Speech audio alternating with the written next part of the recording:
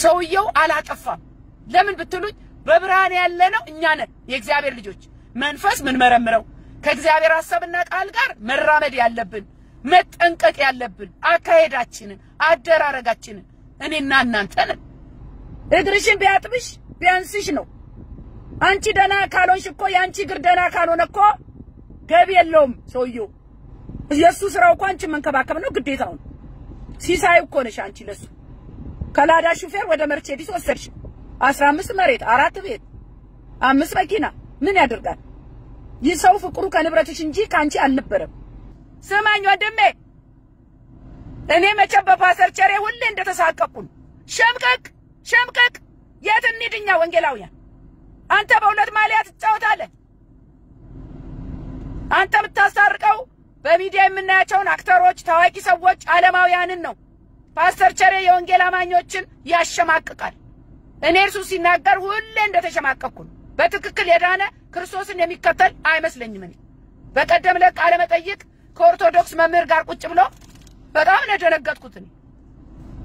ቀድሞውንም ኦርቶዶክስ ጋር ቃለ መጠይቅ ለምን ትሄዳላችሁ ወንጌል አማኞች ምን ለመስማት ትሄዳላችሁ ምን ለማካፈል ስለ ኢየሱስ ለማውራት ሆነ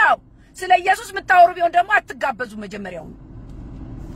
ፓስተር ቸሬው ይዛ ቁጭ ብሎ ቃለ መጠይቅ ሲያደርግ ከምትወደው መዝሙር አንዱን ጥቀስልን ሲባል ምን ቢል ጥሩ ነው በስራዬ ብለህ ታዳምጣለህ አዎ ካዳመጥክ ደግሞ የትኞቹ ዝማሬዎች እነማን ተወዳቸዋለህ እኔ በደንብ ሰርች አድርጌ ሰፈርኩ አዎ የማለት የሊቀ መዘምራን ይልማ እሺ ምን ይላል ሰላም ለኪ ወደድ መዝሙር ሰላም ለኪ ጉግል አድርጌ የምሰማው ደስ የሚል መዝሙር ሰላም ለኪ ጠቅልላ ገባና ሰላም ለኪ ስትላቱል መቤታችን ልመናውና ክብሯ ይደርብን አትልም ነጠላ ለብሰ ምን አስጨነቀ ግን እንደዚህ እየተገለጥ እኛን የወንጌል አማኞችን አታሳቀን አታሳፍረን አንቀት አታስደፋ አትሳደብን በጣም ነው የምታበሳጨኝ በጌታ በኢየሱስ ክርስቶስ አሁን ገለቴ እኮ ከገንዘቡ አልሆነች ወይ አልወለደች ከትዳሩ አልሆነች ከባሉ አልሆነች በባዶ አደባባይ ወጣች ይሄ ምንድነው እስቲ ስለ እኛ የተከተልነው መንገድ ያዋርደናል እኔና እናንተ ላይ ዓለም ትቀልዳለች አንድ እጃችንን ካገኘች አሁን በባሏ በኩል ዓለም ገለቴን አገኘቻት ከዛስ አርመጠመጠቻት አቆሳቆለቻት አደባባይ በእንደዚህ አዋርዳ አውጣቻት የተቆራኘችው ከዓለም ጋር ስለነበረ ግልጽ ነው ይሄ ስሙኝ የገለቴ ጉዳይ የብዙ ገለቴዎች ጉዳይ ስለሆነ ይሄ ነገር የእግዚአብሔርንም ስም የቤተክርስቲያንም ስም ያዋረደ ጉዳይ ስለሆነ መልስ እንጠብቃለን ትልቅ ኃላፊነት አለባት ቤተክርስቲያን አስራትና መባኮ አሁን እነግራችኋለሁ እኔ ስለ አስራትና መባ ዛሬ ሚስጥር አወጣለሁ ስሙኝ ባካችሁ እንደ ቀረጥ ሰብሳቢ እንደ ቀረጥ አስገቢ ይሄን ያህል ነው የምታስገቢውና የሷ ደግሞ ገቢ የተደበቀ አይደለም ይሄን ያህል ሺህ ብር ተሸለመች ይሄን ያህል ሺህ ብር አስገባይ ሲባል ለካ እናንተዛ ሂሳቡ ስሌት ታስገባላችሁ ከዛ ብሪንግ ትላላችሁ እንዴት አይነት ነገር ነው ይሄ ሰው እኮ ተገዶ አይደለም አስራት መክፈል ያለበት መንፈስ ቅዱስ መርቶት የእግዚአብሔር ፍቅር አስገድዶት ደስ ይያለው ይስጥ ነው የሚለው እንጂ ገቢ ይሄን ያህል ነው እየተባለ ተጨንቆ ተሳቆ መባል ይሰበሰብ አይገባም አስራት ሊሰበሰብ አይገባም በነገራችን ላይ ትልቅ ነገር ነው ቤተክርስቲያን ያላወቀችው ማወቅም የማትፈልገው አይኗን የጨፈነችበት ጉዳይ የሚባለው አስራት በብሉይ ኪዳን ቀርቷል በአዲስ ኪዳን አስራት የሚባል ነገር የለም ምንድነው ካላችሁ የፍቅር ስጦታ ነገር ግን አብራችሁ እየኖራችሁ ሙሉ ኩልና ምን አሰጣል መቼም ውጭ ሀገር አትኖሪ ትመጫለሽ ለውድድር ሄደሽ ትመጫለሽ የፈለገ ጊዜ ባይኖርሽ በባልነቱ ከታወቀ የትም ቦታ ሄዶ በሁለታችሁም ስም ጉዳይ ያስፈጽማል እንጂ ሙሉ ኩልና መስጠትን ምን አመጣው ባላውን ቢዚ ነው ብዙ ጊዜ ባሎች ቢዚ ናቸው ሙሉ ኩልና ግን ለሚስት አይሰጡም ሰው አብረው እየኖሩ ከሷ ጋር ሌሊት ተነስቶ 3 ሰዓት ሊሆን ይችላል ወደ ሰዓት ትሬኒንግ አብረው ነው የሚሄደው የግድ ሴት ልጅ ብቻዋን አይደለም አብሯት ይሮጣል ያን ጊዜ እሷ መኪና አትነዳም መኪና የሚነዳው እሱ ነው ይዟት ይሄዳል ትሬኒንግ ቦታ ከትሬኒንግ ይመልሳታል ረፍስ ታረግ ዘይ ይጠብቃታል ከዛ በኋላ ደግሞ ምትሄድበት ወስታታል ሙሉ ነገሩ እናቱን ለማግኘት እንኳን በቂ ጊዜ የለም ባሏ በጣም ነው የሚንከባከባት እጉራን ያሻል ምናምን ይሽንጂ ታዲያ ህይወቱ ናት እኮ የገቢ ምንጩ ናት እኮ ገለቴ እኮ ተራ ስራ ምሰራ ቢሆን እንኳን እግሯን ሊያጥብ ዞር ብሎ አያይም ሂሳቡን እያሰበ ይሄ ደግሞ የኦርቶዶክስ አስተሳሰብ ባሏ ነው መመስገን ያለበት ባሏ ነው ለምንድን ነው ታውቃላችሁ ክርስቶስ በሰራው የመስቀል ስራ እናቱ ናት ማርያም የምትመሰገነው የሚሉት አይደሉም እንደነሱ ፍልስፍናቸው እኮ ይሄ ነው ቤተክርስቲያንና ገንዘብ ጋብቻ ፈጽመዋል በቃ የቤተክርስቲያን ጋብቻ ከገንዘብ ጋር ነው ካለ ገንዘብ አልንቀሳቀስም ብላለች ፍቅር ይዟት ማለት ነው ገንዘብ ያዋጣኛል ብላለች የእግዚአብሔር ነገር ቀሎብናል በእኔና በእናንተ ዘመን ሐዋርያ መሰረት ባለፈው 3 አመት በፊት የሆነ ነጭ አግብተሽ መከራ ወጥተሽ መንገድ ላይ ወጣዋልሽ ልጆቼን ወሰዱብኝ ምናምናሽ ከዛ በኋላ ሐዋርያ ነኛሽ የቀደመ ታሪክ ሲሰምተን ጉድ ብለን ሳንጨርስ ደግሞ ነብይ ነው ብዬ ያገባው ታታለለኝ አሽ አሁን ትላንትና ወንጌል ሲሰብክ ያዩሽ የሐዋርያ ስራ እኮ ወንጌል መስበክ ቤተክርስቲያን መትከል ነው አንቺ ደግሞ ነብዩ ጉድ አረገኝ ብለሽ አደባባይ ወጣሽ ለጥቁር በገጠር በምን ጎዳና ላይ በረዶ ላይ ምናምን ቆመሽ በውጭ ሀገራት እዚህም ኢትዮጵያ ውስጥ መጥተሽ በየገጠሩ ምናምን ስትሰብኪ ወንጌልን ሳይሽ ይሰው እግዚአብሔርን የሚፈራ ለትዳሩ ታማኝ ሆነ ለሚስቱም ፍቅር ካለው ይህን ባላደረገ ነበር በቃ ጩልሌዳ ገለቴኮ ጩልሌዳ ነው ጩልሌ አቡነ አረጋዊ ጩልሌ ነው እኔ አንቺ ቦል ለወጣሽለት የደሃ ማህበረሰብ በገንዘቤ ምን ታረጋለሽ ብትይኝ እኔ አንቺን ቦል ገለቴ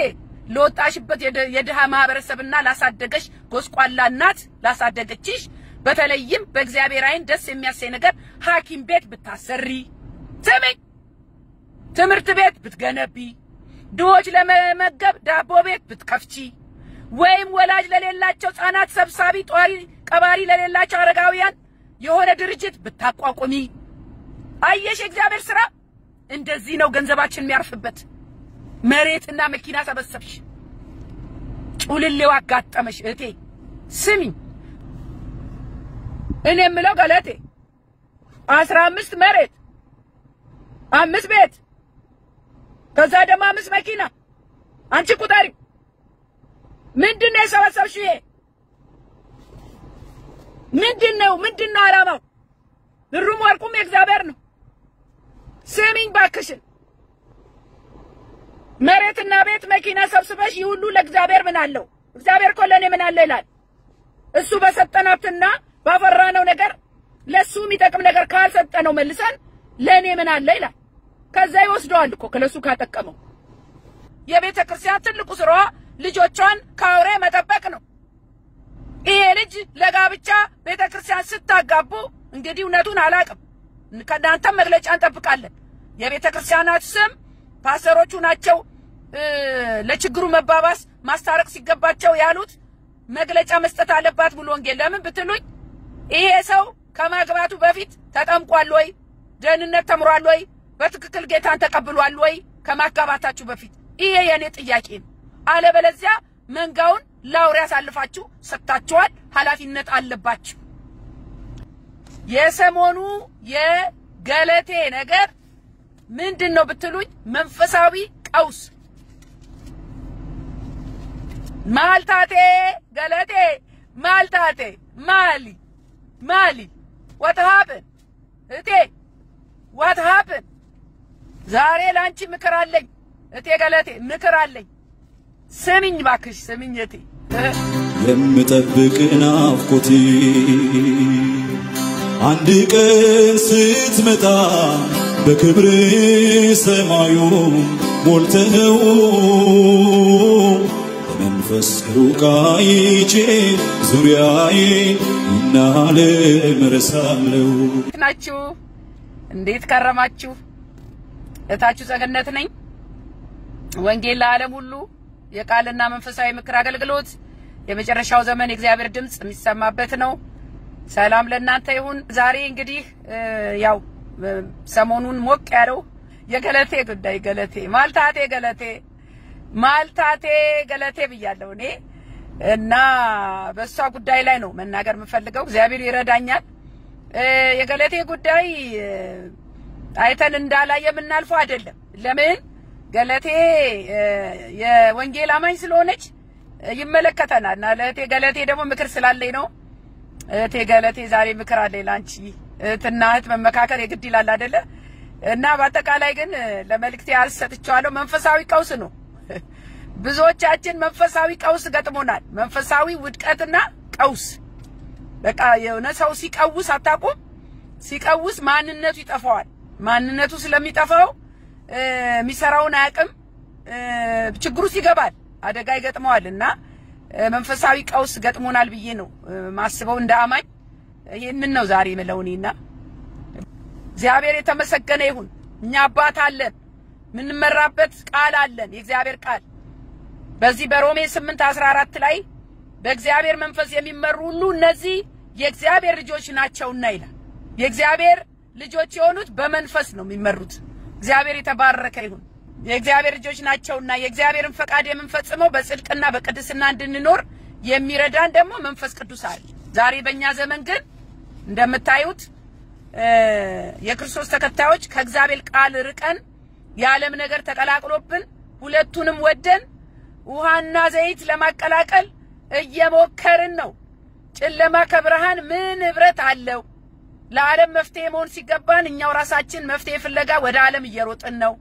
ባለፈው ጊዜ ታስታውሱ እንደሆነ ከእቴ ከረቂቅ ጋር ያማኞች ትዳር ለምን ታመመ በሚል ርዕስ ተነጋግረን ነበረ። ያማኞች ትዳር ያመሰ ያለው ዋናው የገንዘብ ጉዳይ ነው ተባብለናል።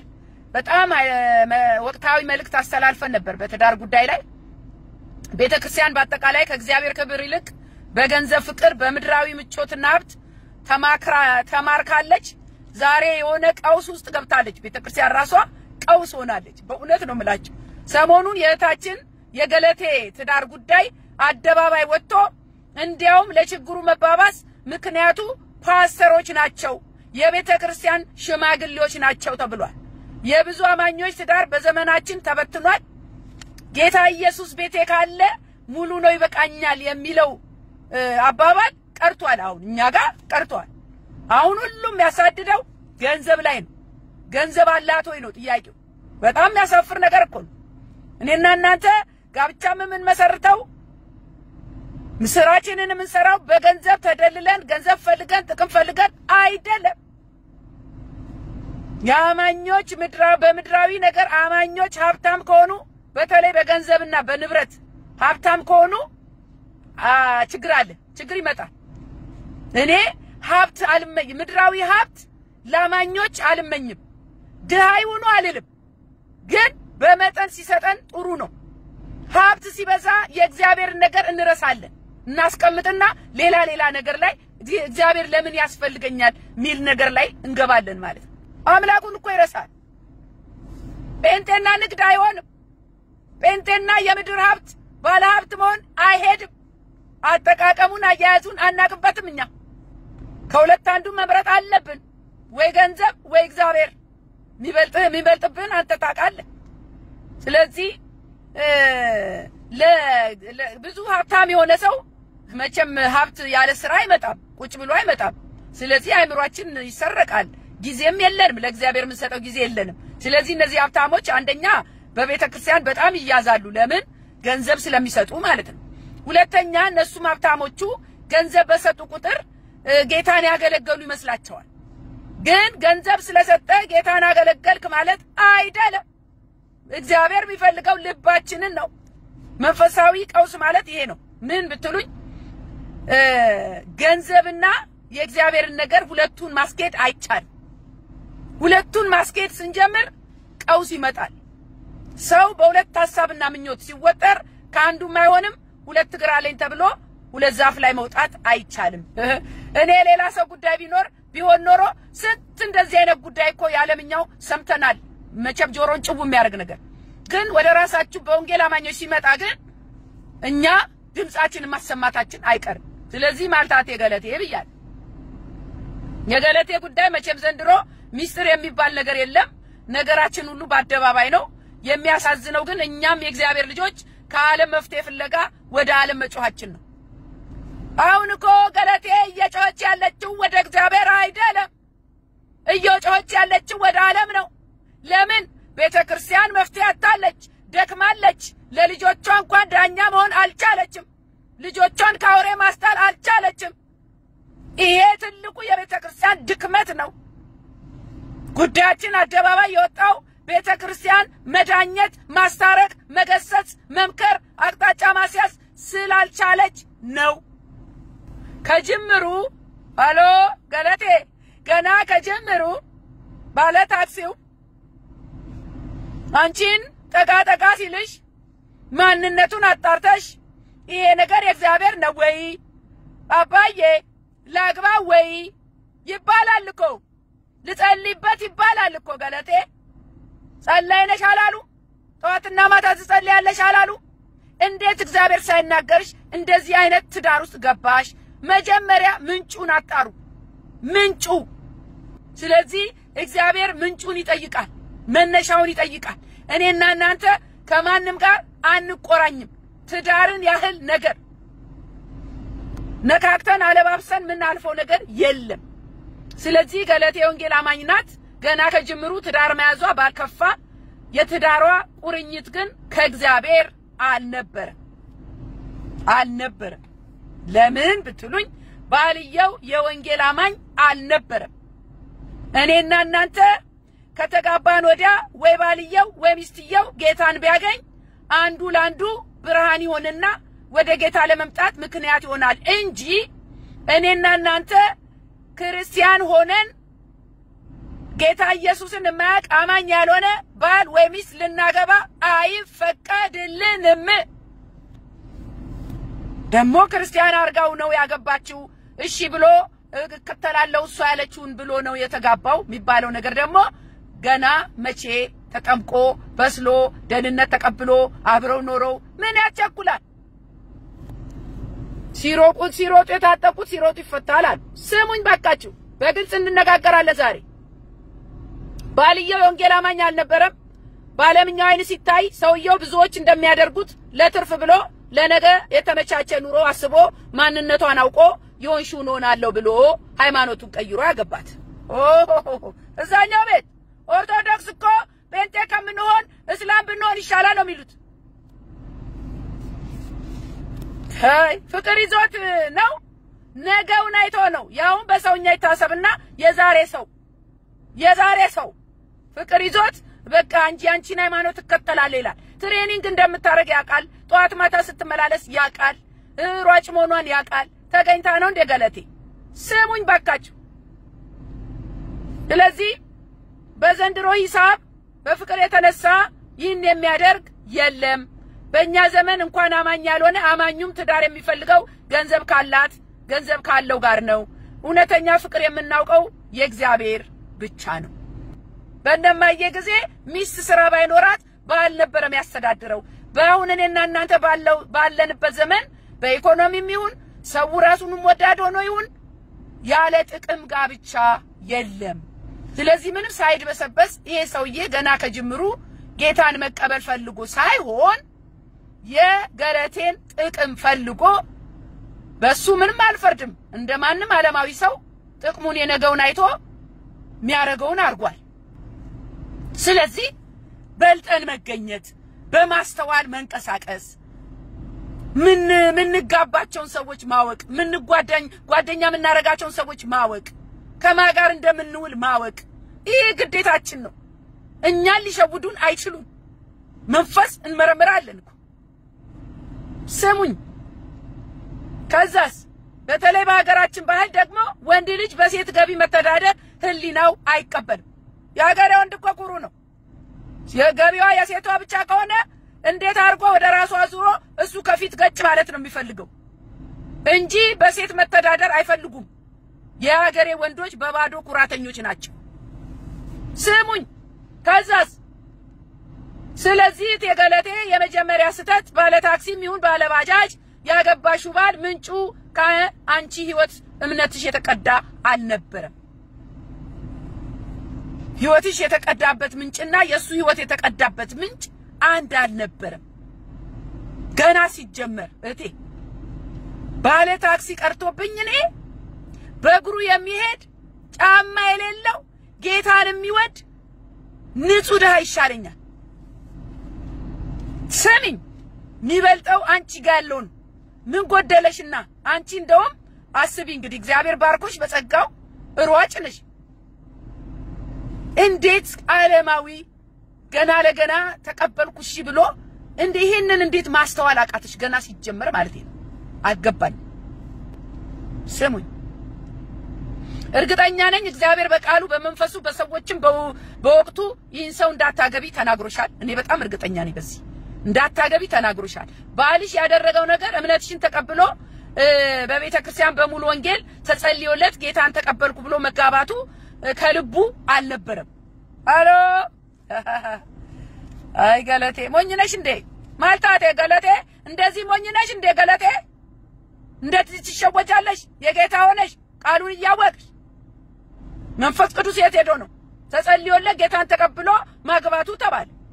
ከዛስ እዚህ ጋር የቤተ ክርስቲያን ትልቁ ስራዋ ልጆቿን ካውሬ መጠበቅ ነው ይሄ ልጅ ለጋብቻ ቤተ ክርስቲያን ስታጋቡ ቤተ ክርስቲያን ካጋባች እንዴ ቤተ ክርስቲያን እኮ በዋዛ ልጆቿን አታጋባም አንበሳና ሚዳቆ ይጋባል እንዴ አንበሳና ሚዳቆ ተዋደድን እንኳን ቢሉ ለተወሰነ ጊዜ ይዋደዱና አንበሳ ነው የተቆጣ ጊዜ ቅጥምጥም አርጎ ሚዳቆን ይበላታል ስለዚህ አንበሳ የሚጋባው ከአንበሳ ጋር ነው የጌታ ልጆች የሚጋቡት ከጌታ ልጆች ጋር ነው የብርሃን ልጆች የሚጋቡት ከብርሃን ጋር ነው ስሙኝ ይሰው ውድ ልጃችሁን አገባለሁ ሲል ጊዜ ወስዳችሁ ደህንነት ተምሮ ጌታ ኢየሱስን ተቀብሎ ተጠምቆ ተጠንቶ ነው ወይ የተጋባው ወይስ የድረስ ለብ ነው አልገባኝ በዚህ በሁለተኛ ቆሮንቶስ ላይ ምዕራፍ 6 ቁጥር 14 ከማምኑ ጋር በማይመች አካሄድ አትጠመዱ ጽድቅ ከአመጽ ጋር ምን ተካፋይነት አለው ብርሃንም ከጨለማ ጋር ምን ህብረት አለው ይላል ዋናው ችግር ይሄ ነው ጨለማ ከብርሃን ጋር ኖ ስለዚህ ማልታቴ ገለቴ ይያሻል ማልታቴ ገለቴ መጀመሪያ ባሏ ሳይሆን እግዚአብሔር የተመሰገነ ይሁን ለምን ብትሉኝ ለሷ ጸጋ ሰጥቷት የሩጫ ኃይሉን ብርታቱን ሰጥቷት እየሮጠች ያለችው እሷ ናት እንጂ ባሏ አይደለም ባካችሁ እኔ አንዳንዴ በቃ ነጩን ጥቁር ነው ስትሉ በጣም እደነግጣለሁ ገለቴ እንግዲህ ያንቺን ጉዳይ በአደባባይ ከተነገረው በላይ በእግዚአብሔር ቃል እና በመንፈስ ስንመረምረው ስንለካው ድክመቱና ስተቱ ያለው አንቺ ጋር ነው ለምን ብትኝ አንቺ በብርሃን ነሽ አብረውሽ ካሉት የቤተ ክርስቲያን ሰዎች ጋር ነው ችግሩ እናንተ ጋር ነው ያለው ችግሩ የመንፈሳዊ ቀውስ ምሳሌ አንቺ ሆነሻል መንፈሳዊ ቀውስ በሚል መልእክት ያዘጋጀው ያለ የገለቴ ጉዳይ መጣ የእግዚአብሔር ልጆች አካሄዳቸው ይህ ነው አንቺ የእግዚአብሔር ሴት ነሽ ስለዚህ ደክመሽ ጥረሽ ግረሽ ያመጣሽውን ሀብትና ያፈራሽውን ሀብት ያዋልሽበት ቦታ በራሱ የእግዚአብሔር አይደለም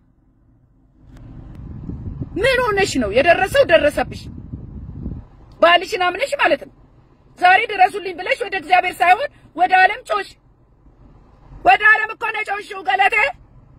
ወደ እግዚአብሔር እኮ አይደለም እየጮሽ ያለሽው ሲጀመር በእግዚአብሔር ፈቃድ ያልተጀመረ ጋብቻ ስለሆነ አሁን ደግሞ ችግርም ሲመጣ ወደ ዓለም ጮሽ መፍትሄው ያለው ግን እግዚአብሔር ጋር ነው አሁንም መፍትሄው ያለው እግዚአብሔር እጅ ውስጥ ነው ምን ማድረግ እንዳለብሽ እነግርሻለሁ ዛሬ ስሙኝ ሰው ባለቤቱን ካላመነ ማንን ሊያምን ይችላል የመጨረሻው ዘመን አንዱ ምልክት ይሄ ነው ምንድነው ብትሉኝ ሁለተኛ ጢሞቴዎስ ምዕራፍ 3 ከቁጥር 2 እስከ 4 ላይ ሰዎች ራሳቸውን የሚወዱ ይሆናሉ ገንዘብ የሚወዱ ትምክህተኞች ተሳዳቢዎች ትዕቢተኞች ለወላጆቻቸው የማይታዘዙ የማያመሰግኑ ቅድስና የሌላቸው ፍቅር የሌላቸው ጨካኞች ከዳተኞች ከእግዚአብሔር ይልቅ ተድላን የሚወዱ ይሆናሉ እግዚአብሔር እኮ ብሩም ወርቁም የርሱ ነው ከፍሬሽ በኩራት ለርሱ ምን አለው በአስራትና በመባ አትወጪው እምነት ያለ ስራ ሙት ነው መባና አስራት መክፈል ስራ ማለት አይደለም በነገራችን ላይ ልክ እኮ የኦርቶዶክስ አካሄድ ሆነ ኦርቶዶክሶች በሚሰጡት ነገር በገንዘባቸው በሚያረጉት ነገር የሚጸድቁ ይመስላቸዋል ስራ የሰሩ ይመስላቸዋል በእግዚአብሔር ቃል መሰረት እኮ እኔና እናንተ መባ ስለሰጠን ስራ ሰራ ማለት አይደለም ከመባው ይልቅ እግዚአብሔር ልባችንን ነው የሚፈልገው መታዘዛችንን ነው የሚፈልገው መባና ስራት ማለት ስራ ማለት አይደለም እግዚአብሔር ካንቺ የሚፈልገው ምን ነበረ በዚህ ላይ ባልሽ ያንቺ እምነት ስለሌለው መባ በሰጠሽ ቁጥር አይኑ ይቀላ ነበር አሉ ውስጡ ይናደድ ነበር አሉ ይበሳጭ ነበር አሉ አይገባውማ ስራት ምን እንደሆነ መባ ምን እንደሆነ እነዛም ቤተክርስቲያኖች እያሰቡ በሂሳብ በስሌት ያነቁ ይቀበላሉ ምን አለባቸው እነሱ ኧረ ማልታቴ ገለቴ ባክሽ ምን ሆነሽ ነው ምን ነካሽ የሰማነው ምስክርነት ሙሉን ትክክል ባይሆንም ብዙ ነገር እንድረዳ አድርጎኛል እህቴ ሆይ ከእግዚአብሔር ይልቅ ባልሽን አመንሽ እንደ ነገር ግን ልንገርሽ ገለቴ ደስ የሚል ነገር ማለት ነው የኛን ገንዘብ የለፋንበትን የደከምንበትን ማንም አይበላም ለምን ብትሉኝ እግዚአብሔር ይናጠቅልናል ይከራከርልናል ዋስጠበቃችን ኢየሱስ ክርስቶስ ይባላል እበላለሁ ብሎ ይመጣ ይበላል የኛን ሀብት ንብረት እግዚአብሔር ለሌላ ለበላተኛ አይሰጥም ዓለም ለመፍትሄ ወደ ቤተክርስቲያን መምጣት ሲገባት ቤተክርስቲያን ለመፍትሄ ወደ ዓለም ይትልቅ ውርደት ነው የኔና እናንተ ዘመን ውርደት እናንተ የሙሉ ወንጌል ሰዎች የገለቴ እረኞች ስሙኝ ማልታቴ ብያችኋለሁ እናንተንስ ምን ነካችሁ መቼም ተጋኑ ይሆናል እንጂ ውሸት ነው አልልም የአስራት ጉዳይ በቤተክርስቲያን በኩል አልፏል ለትዳሩ መናጋት የአስራቱ ጉዳይ አንዱ ዋነኛው ነው ተብሏል ገቢዋን እየደመራችሁ ለካ ገቢዋን እየደመራችሁ እየቀነሳችሁ ብሪንግ ትላላችሁ በየወሩ ያ ነው አንድም ቤቷን ያናጋው ምክንያቱም ባልየው በአስራትና በመባ የሚያምን ስላልሆነ ማለት ነው አንዳንድ ቤተክርስቲያንማ ገቢ ስንት ነው ይላሉ አሉ በኢየሱስ ገቢ ጠይቃችሁ ነው የምትሰበስቡት አሉ ከዚያ በግድ ብሪንግ ነው ቤተክርስቲያን የብሉይ ኪዳን ጥቅስ ይዛ የተሻገረች የአስራት ጉዳይ ብቻ ነው ሌላ አይደል የአስራት ሲሆን ብሉይ ኪዳን ይነሳል ስለዚህ የአስራት ጉዳይ ይሄ ነው መነግራችሁ ሌላውና ዋናው የገለቴ ጉዳይ እሺ እንደማንም ትዳር ችግር አለ ችግር ተፈጠረ የገለቴ አካሄድ በጣም ትክክል ነው ቤተክርስቲያን ሄደች የሆነውን ተናገረች ባለቤቷ ዝሙት ሰርቷል ለመፋታት የሚያበቃ ምክንያት ነው በእግዚአብሔር ቃል መሰረት ይቅርታ ከጠየቀ እና እሷም ደግሞ ይቅር ካለችው ትዳሩ መቀጠል ይችላል እኛ ቃሉና ቃለን ባካችሁ በእግዚአብሔር ሕግ ነው የምንመራው ትዳሩ መቀጠል ይችላል ነገር ግን ይህ እንዳይሆን ባለቤቷ መንፈሳዊ ህይወቱ በእግዚአብሔር ቃል እንዳልሆነ ከዓለም ጋር እንደሆነ ያስታውቃል ለምን ብትሉኝ አንድ ጊዜ ከውድድር ስመለስ ጠፍቶብኝ የት ሄደ ሲባል ጸበል ምን ልትሰራ ሄድክ ወንድም አለም ባለቤት ወንጌል አማኝ ናት አንዳንድ ያልዳኑ ሰዎች ሹልክ ይሉና አዛኛው ቤት ይሄዳሉ ቀድሞውንም አልተቀየርክም አልዳንክም ማለት ነው ወንጌል አማኝ ጸበል አይሄድም አረኛ እንሄድም ጸበል ምን ላደርግ ሄዳለሁ አረ በኢየሱስ ከዓለም የባለቤቷ ህይወት ከእግዚአብሔር ቃል ጋር እንዳልሆነ ከዓለም ጋር እንደሆነ ያስታውቃል ወደ ዋናው ችግር ስንመጣ ሴት ልጅ ያውም እግዚአብሔርን የምታውቅ በቅድስና የምትኖር ባሏ ከሌላ ሴት ጋር ሄደ ሲባል ልክ ገለቴ እንዳደረገችው ወደ ቤተክርስቲያን ሄዳለ ከዛ በኋላ ባልየው ቀድሞውንም ጌታ እንዳልተቀበለ አሮጌ ማንነቱ እንዳለ ያሳያል ነገሩ የሆነው በዓለም ስሌት ነው ቤተክርስቲያን ችግሩን ለመፍታት የተከደበት አካሄድ እስቲ እንመርምረው እሱ ደግሞ በርቁ ላይ አንድ እግዚአብሔር ቃል አንተም ተው አንቺም ተይ አይሰራም የወንጌል አማኞችን በትዳር ስንዳኝ አንተም ተው አንቺም ተው አንልም ነገሩ ሁኔታው ግልጽ ተደርጎ አቋሟ ተጠይቆ ይቅርታ ምታረክ ሆነ ይቅርታ ማረክ ትችላለች ካልፈለገች ግን እነሱ የሚናገሩላት ፓስተሮቹ የሚናገሩላት እኮ ይሄንን ነው ሰውየው ዝሙት አድርጓል ይቅርታ ማድረግ ከፈለገች ትችላለች